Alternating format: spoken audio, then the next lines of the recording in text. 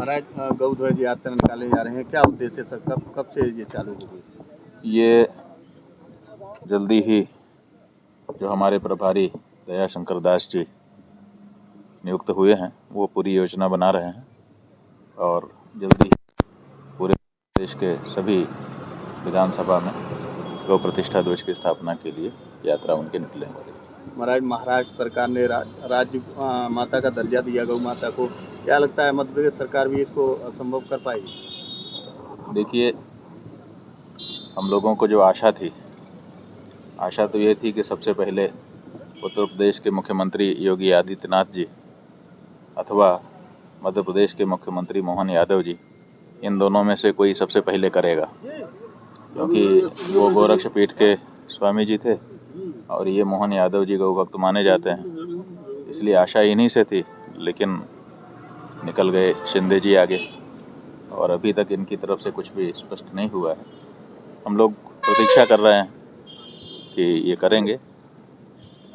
महाराज BJP एक तरफ सनातन की बात करती है, हिंदू धर्म की बात करती है, और आप भी गौ माता का जो उद्देश्य लेके चल रहे हैं वो भी हिंदू धर्म में ही समाहित है। एक तरफ आपका विरोध करवाया जाता है और ये दोहरी नीति को लेकर के क्या कहना चाहिए?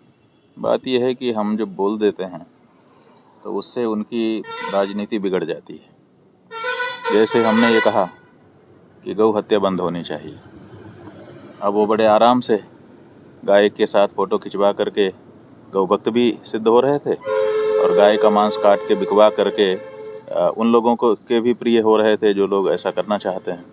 अब जब हमने कहा कि नहीं, ये कैसे कोई हिंदू कर सकता है, गाय के हत्या के बारे में समर्थन कैसे कोई हिंदू कर सकता है, तो उनकी राजनीति बिगड़ने लगी, तो वो अपने लोगों से हमारा विरोध करवाते हैं।